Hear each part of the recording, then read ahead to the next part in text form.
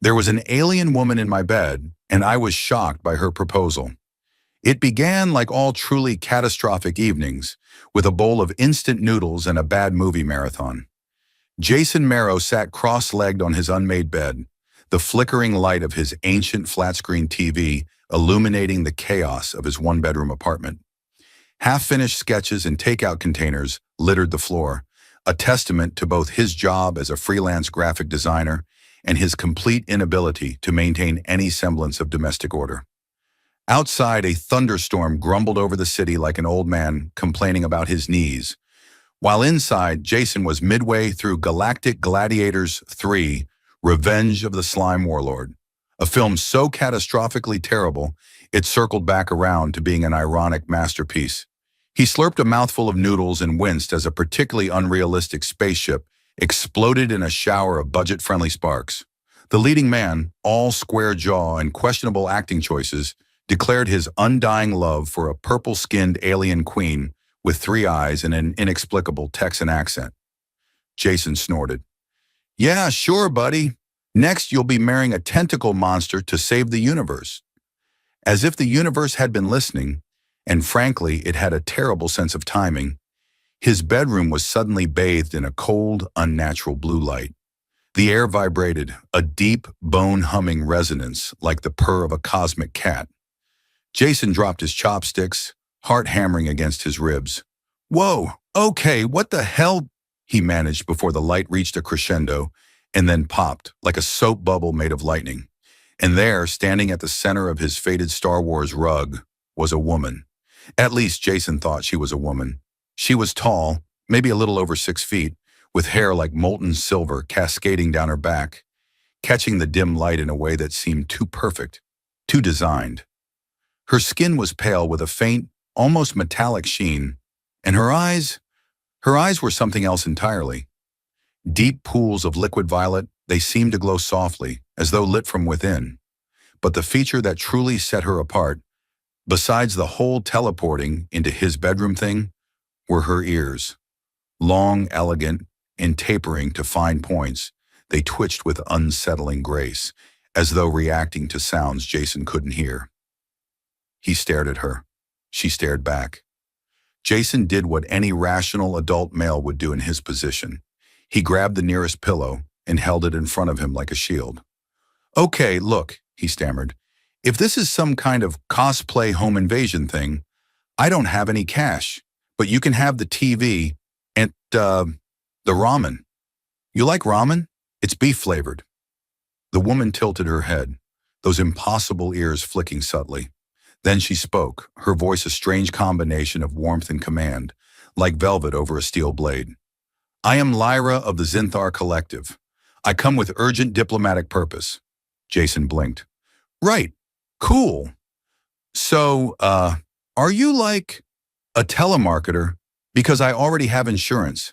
And a blender." A faint smile tugged at the corners of her mouth. It was a surprisingly human expression, if you ignored the ears. "You have been selected, Jason Marrow, for a position of significant intergalactic importance." He squinted at her. "Is this one of those weird pranks? Like those YouTube guys who pretend to be time travelers? Because if a dude in a gorilla suit jumps out, I swear to God." "I propose marriage." The room went silent, save for the soft hum of the paused movie's menu screen. Jason coughed. "I'm sorry. Could you run that by me again?" "I thought you just said—" "I propose marriage," Lyra repeated patiently. "To you, in order to solidify the alliance between the Zinthar Collective and the planetary system designated as Earth." Jason stared at her, a dozen half-formed jokes tangling in his throat. "Okay, so, first off, do you people not have Tinder? Or like a diplomatic dating app? Because I feel like this is moving really fast." Lyra regarded him, her expression unreadable. "This union is symbolic. You would serve as a figurehead, a bridge between our peoples. The Oraculum, our governing AI, has identified you as the optimal candidate. Your genetic resonance, psychological profile, and statistical unlikelihood have impressed our evaluators." Jason let out a weak laugh. "Statistical unlikelihood? Lady, I once got my head stuck in a revolving door. Twice. In the same day. Precisely, Lyra said, as though this were a perfectly reasonable qualification for interstellar matrimony. He dropped the pillow. Okay, hold up. Let's pretend for a second that I don't think I'm hallucinating from expired soy sauce. Why me? Why not, I don't know, the president? Or, like, Beyonce? The oraculum does not explain its decisions, she said simply. It sees patterns beyond mortal comprehension. Jason pinched the bridge of his nose. Story of my life. Lyra stepped closer, and Jason caught a whiff of something unfamiliar. A scent like ozone after a storm mixed with stardust. She looked down at him with those glowing violet eyes. I understand this may be sudden. He barked a laugh. Sudden? Lady, I was watching a guy in a rubber monster suit wrestle a blob of gelatin 20 minutes ago. Now you're asking me to be Space Husband of the Year. She arched an elegant eyebrow. Do you accept?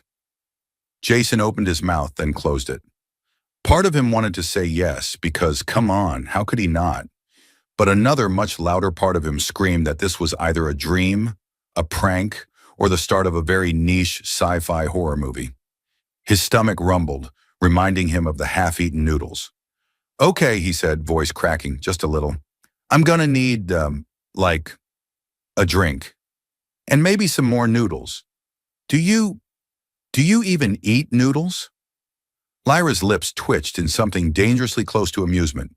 I consume nutritional compounds appropriate to my species. Jason sighed. Close enough. Welcome to Earth. Morning came.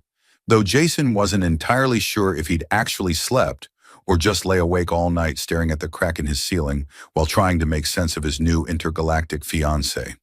His alarm had gone off at 7, blaring the theme from Back to the Future, which felt painfully appropriate now. He slapped it silent with a groggy hand, the world still fuzzy and unreal, except for the very real, very tall alien woman still sitting cross-legged on his bed, holding his snow globe like it was a relic from a long-lost civilization. Jason cleared his throat, half expecting her to vanish like a bad hangover hallucination. No such luck. Lyra looked up, her silver hair spilling over one shoulder. Your dwelling is primitive, she remarked, shaking the snow globe and watching the glitter swirl. But charming. This snow sphere simulates planetary weather anomalies? He squinted at her through bleary eyes. Yeah, it's more for decorative existential despair. You shake it when your life's falling apart. Adds a touch of whimsy. Lyra's long ears flicked. Fascinating. Jason pushed himself up, hair sticking out at unfortunate angles. Okay, look. Lyra, right? I'm still trying to wrap my head around all this. Yesterday I was just a guy with a backlog of freelance logos to finish and a fear of commitment. Now you're telling me I'm, what? Humanity's cosmic marriage proposal?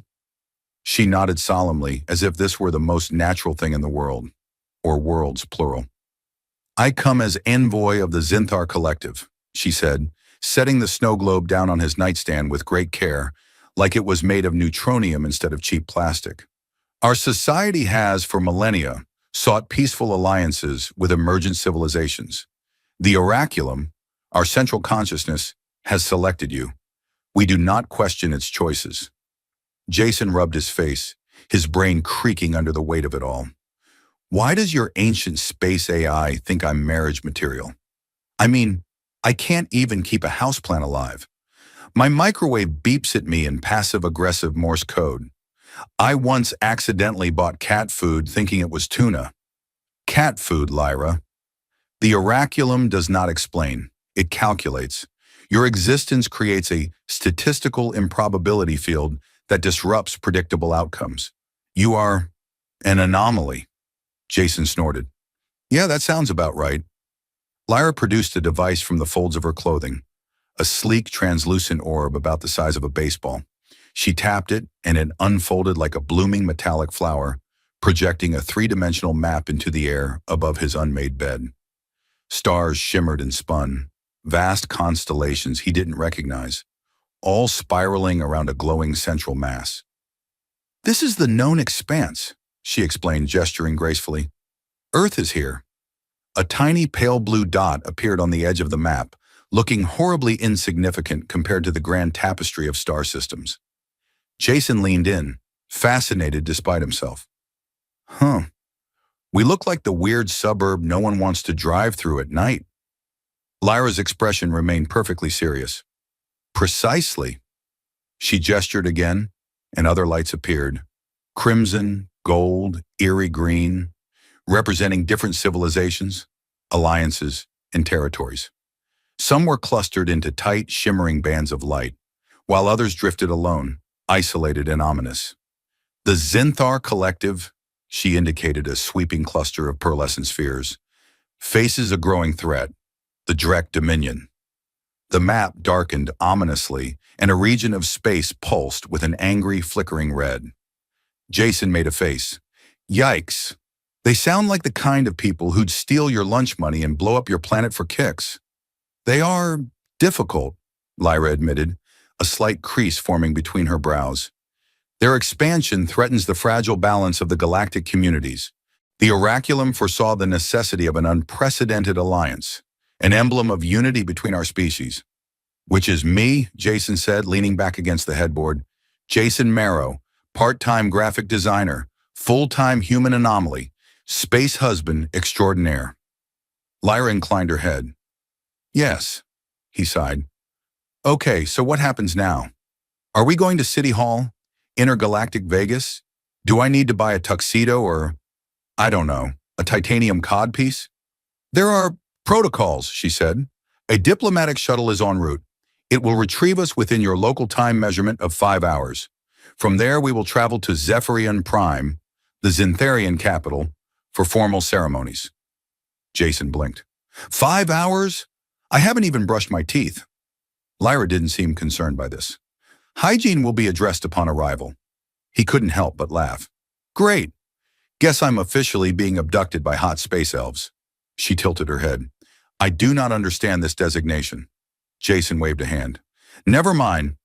Look, can I at least grab a shower and pack a bag or something? What's the dress code for alien weddings? You will be provided with suitable attire. Awesome. And, what about my cat? Lyra's ears twitched. You possess a feline companion? Jason hesitated. It was a joke. I don't even have plants anymore, remember? The great cactus fiasco of 2021?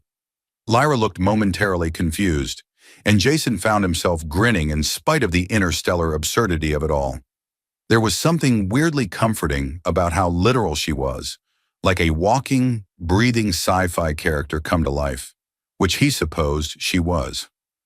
All right, he said, standing up, stretching, feeling the day ahead already spiraling far beyond his control. I'm in. I mean, I'd probably regret it if I said no. What's life without a little cosmic insanity? Lyra regarded him with what might have been approval. Your acceptance is noted. Jason shot her a crooked grin. So, do I call you honey now? Or is that weird in your culture? Her lips twitched again. Extremely. Good. Then we're off to a great start. By the time the shuttle arrived, Jason had managed to shower, throw together a wildly inadequate duffel bag containing 2 t-shirts, a pair of jeans, a paperback copy of Hitchhiker's Guide to the Galaxy, and a tube of breath mints. Because if he was about to be introduced to a civilization of elegant space diplomats, he figured minty fresh breath might be his one redeeming feature. Lyra, for her part, remained the picture of serene, otherworldly calm, seated cross-legged on his couch, as if she'd been born to endure humanity's unmatched talent for procrastination. The shuttle did not so much land as materialize, which Jason was quickly learning was just what things did when you were dealing with advanced alien civilizations. One moment the parking lot outside his building was empty save for Mr. Peterson's rusted 1999 Buick LeSabre. The next, a sleek silver vessel hung silently above the cracked asphalt, like a hovering art piece from the future. It gleamed with soft internal light, its surface rippling gently like liquid metal, and made precisely 0 sound. Not even a dramatic sci-fi whoosh, which Jason felt was a missed opportunity. Lyra rose with unhurried grace, her silver hair catching the weak morning light, and gave him a small, almost affectionate nod. Our transport has arrived. Jason adjusted his duffel strap. Yeah, no kidding. It's not exactly subtle, is it? You'd think for a covert interspecies union, they'd send something less spaceshipy, maybe a disguised taco truck. She arched one of those elegantly alien eyebrows. Taco truck? I'll explain later. The shuttle's surface parted in a seamless iris of glowing blue light, revealing an interior that made Jason's apartment look like a cave someone had hastily decorated with pizza boxes and IKEA furniture. Inside, the walls shimmered with soft, prismatic hues, shifting as if responding to unseen currents. There were no visible controls, no buttons or levers, just a floating crystalline orb in the center of the chamber, pulsing with gentle, rhythmic light. Step forward, Lyra instructed. Jason hesitated. So, are we sure this isn't going to scan me, declare me genetically unworthy, and eject me into the nearest black hole? The probability is low, Lyra said, utterly serious. That's deeply reassuring. He took a breath and stepped inside. The moment his foot crossed the threshold, the air changed. It was warmer and carried the scent of ozone and something faintly metallic, like rain on copper. The crystalline orb pulsed brighter, and the iris door sealed shut behind him with an almost inaudible shimp. Okay, Jason said, looking around. I'm going to give it a 9 out of 10 for ominous space ambiance. Very sleek, very minimalist. Needs cup holders, though. Lyra gestured toward a gently curving bench-like surface that formed out of the wall itself, as if it had simply decided to exist. Jason sat gingerly, half expecting it to either vanish or sprout tentacles. Engaging star drive, Lyra announced, touching the orb. It responded like a living thing, light spiraling inward before shooting upward in a silent cascade. There was no lurch of acceleration, no stomach-dropping sensation like on a roller coaster. Just a gentle hum in Jason's bones, and a view of Earth falling away beneath them through a now transparent section of the shuttle wall. He watched as his planet shrank, blue and green and cloud-swaddled, until it was just another speck in the endless velvet dark. So, no seatbelts, huh? Lyra glanced at him. Inertial dampeners negate the need. Right, of course they do, because physics is optional in fancy alien ships. The stars outside stretched, warping into streaks of impossible color, and Jason realized with a peculiar, giddy thrill that they were already moving faster than light. 100 sci-fi movies ran through his head, and none of them had prepared him for how quiet, how almost peaceful it was. After a long pause, Jason cleared his throat. So, what's Saphirian Prime like? Should I be worried about gravity being sideways? Or breathable atmosphere made of glitter gas? Because I gotta be honest, I'm only slightly better than average at holding my breath. Lyra's lips curved faintly. Saphirian Prime is an oxygen-based biosphere with gravitational parameters compatible to Earth's. You will experience minor physiological adjustments, but nothing fatal. Nothing fatal. Cool. Love hearing that. She turned toward him, her expression softening. You are nervous. Jason gave a helpless shrug. Yeah, well, I was kind of hoping to spend my weekend catching up on sleep and bad movies, not getting drafted into cosmic politics and intergalactic matrimony. It's a bit of a curveball. I understand. He raised an eyebrow. Do you? I mean, have you ever been whisked away by a race of, I don't know, sentient marshmallow people who expect you to marry their king because your aura apparently smells like victory? Lyra looked thoughtful.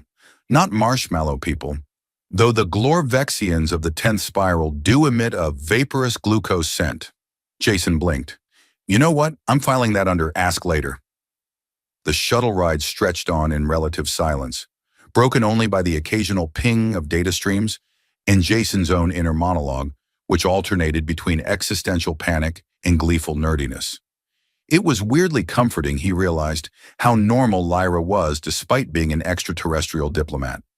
Sure, she had long, twitching ears, glow-in-the-dark eyes, and a habit of speaking like a Shakespearean android, but she was oddly easy to be around. Eventually, the shimmering streaks of warped starlight coalesced into the breathtaking image of a world unlike any Jason had ever imagined. Zephyrian Prime glowed in rich, impossible hues. Vast oceans that shimmered like liquid opal. Continents threaded with rivers of soft, luminous green. And towering, crystalline structures that seemed to catch and refract the light of its lavender sun. Above it, orbital rings spun lazily, enormous cities floating in space like jewels on invisible threads. Jason's breath caught. Whoa! Lyra nodded, pleased. Welcome to the heart of the Zinthar Collective. He grinned despite himself, feeling the tension melt just a little. Okay, I'll give you this one, Lyra. You guys definitely win for best first impression. She gave him a look that might have passed for pride. Prepare yourself, Jason Marrow. Destiny awaits. Jason exhaled. Yeah, and probably paperwork too. Jason had always imagined that his first steps onto an alien world would involve some kind of epic slow-motion moment, probably with John Williams blaring in the background, his hair tousled heroically by the wind of an unfamiliar atmosphere. What he hadn't imagined was nearly tripping over his own shoelace as he descended the ramp of a shimmering alien shuttle onto the glimmering surface of a landing platform that looked like it had been designed by a civilization of obsessive, glow-stick-wielding architects. Careful, Lyra said, reaching out with a hand as steady as a steel beam to catch his elbow. Gravity fluctuations may feel disorienting at first. Yeah, I noticed, Jason muttered, straightening up and trying to regain what little dignity he had left. The air was warmer than he expected, with a faint electric tang, like standing too close to a storm cloud. The sky overhead was a swirl of violet and deep gold, streaked with impossibly delicate ribbons of light that flickered and danced with the slow, deliberate grace of something ancient. Around them, tall crystalline towers rose in spirals and arcs, catching the sunlight in ways that made the entire skyline shimmer like a living jewel. Strange creatures zipped through the air. Delicate, translucent beings shaped like drifting jellyfish crossed with dragonflies, leaving trails of iridescence behind them. The ground beneath Jason's feet glowed softly, as though lit from within. Okay, Jason said, glancing around. You've officially outclassed every travel brochure I've ever seen. No offense to Niagara Falls. Lyra gestured for him to follow, her long ears flicking once as she moved toward a waiting delegation. This is only the reception platform. The council awaits in the Hall of Accordance. Of course they do, Jason sighed. Always a hall of something, isn't there? Nobody ever invites you to the room of casual conversations or the chamber of light snacks. Lyra glanced back at him, and he thought, just for a second, that she might be suppressing a smile. Progress. They approached a group of figures standing in solemn formation, each one draped in layered, iridescent fabrics that shifted colors as they moved. Their faces, though humanoid, bore subtle differences. Eyes with vertical pupils like polished obsidian, skin that shimmered faintly with patterns like oil on water. All of them had long, gracefully tapering ears, though none quite as sharp and expressive as Lyra's. At their center stood a tall figure with an ornate circlet of interwoven metal and living crystal, which pulsed in time with some unseen rhythm. His expression was one of distant authority, the kind of face that looked like it spent a lot of time delivering weighty pronouncements and very little time laughing at cat videos. Ambassador Lyra, the man intoned, his voice resonating like the deep toll of a bell. You return bearing the anomaly. Jason looked around. Oh, you mean me? Right. Hi, Jason Marrow, graphic designer, coffee addict, probable source of mild universal chaos. Lyra bowed slightly. Esteemed Chancellor Varel, as decreed by the oraculum, I present the chosen anomaly of Terra. Jason gave a little wave. Anomaly feels a bit harsh. I prefer quirky wildcard if it's all the same. There was a long, tense pause during which Jason was sure he was about to be vaporized by a disapproving glare. Then, to his astonishment, Vorel inclined his head. The oraculum's wisdom is beyond question. Come, the accordance awaits. Jason leaned toward Lyra as they walked. What exactly happens in this Hall of Accordance? Is it like Interstellar bingo night? A cosmic bake-off? Because if there's a talent portion, I can make a pretty mean paper crane. Lyra's voice was calm, but there was a glimmer in her eye. It is the ceremonial arena where interplanetary treaties are sealed through ancient rites. And no, there is no paper crane competition. Missed opportunity, Jason muttered. They entered a vast chamber unlike anything Jason had ever seen. The ceiling arched high above them, a dome of shifting starlight, as though someone had peeled back the roof of the universe and let the cosmos spill in. At the center of the hall, a raised platform glowed with soft, blue light, and around it stood representatives of various species. Beings with scaled skin, glimmering fur, eyes like liquid mercury, and one particularly squat, rotund creature that looked suspiciously like a sentient beanbag chair. Jason caught sight of it and nudged Lyra. "Tell me I'm not the only one seeing Space Beanbag over there." "That is Elder Jivox of the Galactic Dominion," Lyra whispered. "He is revered." "Revered, Beanbag. Got it." The Chancellor raised a hand, and a hush fell over the gathering. "We convene in accordance to witness the binding of the Terra-Zinthar Alliance, through the union of Jason Marrow and Ambassador Lyra of Zinthar." A collective hum of approval rippled through the chamber, though Jason swore he heard someone sneeze in a language made entirely of chirps. "So, what's involved in this union?" Jason asked, glancing at Lyra. "Is it like a handshake? A cosmic pinky swear? A synchronized dance-off?" Lyra turned to face him, her gaze steady. "It involves the exchange of a bonding sigil, a symbolic joining of life energies. It is painless. Mostly." "Mostly?" Jason squeaked. A ceremonial attendant approached, bearing a crystalline disc that floated in the air between them, rotating slowly. Lyra reached out and touched it, and a gentle pulse of light rippled outward. Jason hesitated, then shrugged. "Well, when in interstellar Rome..." He placed his palm against the disc. It was warm. No, alive, thrumming with energy that crawled up his arm like liquid lightning. His breath caught, his vision filled with unfamiliar symbols, constellations, and images of worlds he'd never seen, names he'd never heard. For a moment, it felt as though he existed in 100 places at once, 1,000 futures and pasts flickering at the edge of his awareness. Then it was gone. The disc dimmed, and the chamber erupted in a low, harmonious tone that vibrated through Jason's bones. "It is done," Varel announced. Jason let out a shaky breath. "Well, that was something. Do I get a certificate or..." A small, glowing mark now shimmered on his wrist, a symbol both alien and strangely familiar. Lyra's bore a matching one. She met his eyes. "You are now bonded, Jason Marrow, part of the Accord." Jason stared at the mark, then back up at the galaxy's most solemn peanut gallery. "Awesome. So, what's for dinner?" The celebration after the accordance ceremony was, to Jason's surprise, 1 part solemn tradition and 2 parts absolute cosmic weirdness. The Hall of Accordance shifted its form, the crystalline walls receding and reconfiguring into a sprawling banquet chamber that seemed to exist in several dimensions at once. Tables of levitating dishes floated by, each holding some strange, shimmering delicacy, and somewhere in the distance, a trio of beings resembling bioluminescent otters performed music that sounded like a cross between wind chimes and gentle thunder. Jason found himself seated at a table surrounded by delegates of species he could barely describe, though he gave them all cheerful nods and polite thumbs-ups.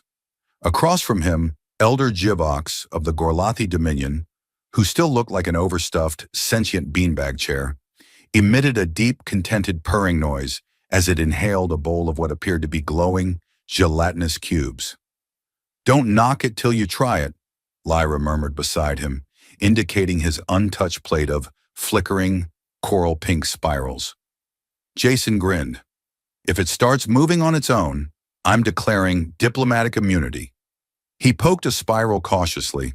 It wobbled with an enthusiastic jiggle, releasing a burst of scent like vanilla mixed with starlight.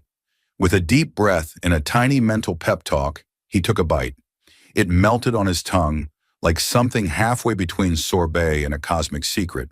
He blinked. "Okay, not bad. Tastes like..." "If joy had a flavor." Lyra's ear flicked in amusement. That would be the essence of Zerna fruit, reserved for ceremonial occasions. Jason leaned back in his floating chair, watching as alien dignitaries mingled, conversing in languages that shimmered visibly in the air, symbols and sound woven together in holographic patterns. For the first time since this bizarre adventure began, he felt steady. Not entirely sure of what he was doing. No, that was probably asking too much. But steady in a different way. Less like a man yanked around by forces too big to understand, and more like someone who, impossibly, belonged.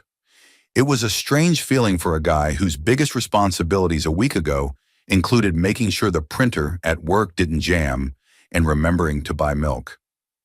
"You've adapted quickly," Lyra said quietly as if reading his thoughts. Jason shrugged, a crooked grin tugging at his mouth. It's amazing what a little cosmic perspective and some moderately terrifying ceremony bonding your life to an intergalactic treaty can do for a guy. Her expression softened and she glanced down at the glowing sigil on her wrist. "I had reservations about this arrangement," she admitted. "Humans are unpredictable, illogical. You construct machines barely capable of orbiting your own world, yet dream of touching distant stars.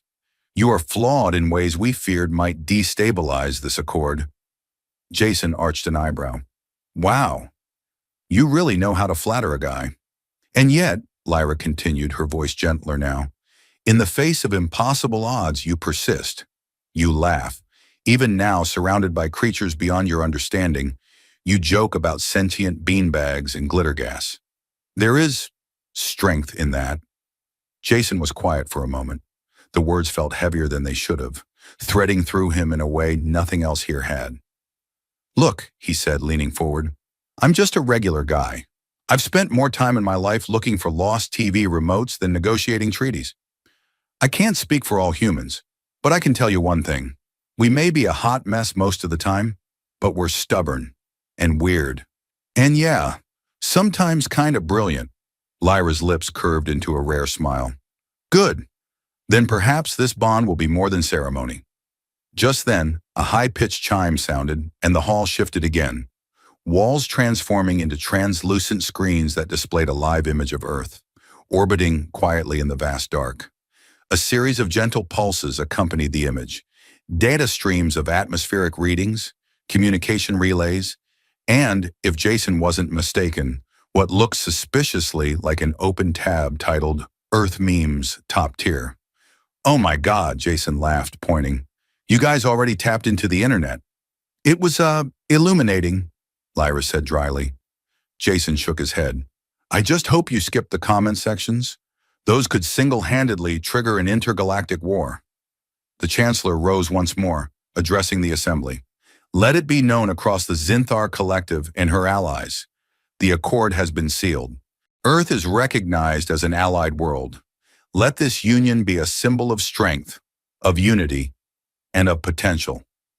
A wave of harmonious tones rippled through the room, and Jason felt something settle inside him. A strange sense of peace and maybe, just maybe, a bit of pride. He wasn't the same guy who woke up to a glowing alien woman in his bedroom. He was still Jason Marrow, sure, but now he was something more. A bridge, a spark between worlds. Later, as the festivities wound down, Jason and Lyra stood on a balcony overlooking the endless crystalline sprawl of Zephyrian Prime. Distant ships traced glittering paths across the sky. For a while, neither spoke. "So what now?" Jason finally asked. "Now," Lyra said, turning to him, "we build, we learn, we endure, and you, Jason Marrow, will help teach us how to laugh." Jason grinned. "I can do that. I've got an entire catalog of terrible puns." She sighed, but her ears twitched fondly. "I suspect the galaxy will never be the same." He took one last look at the alien city that had, against all odds, become part of his world. "Good," he said. "It shouldn't be. The end."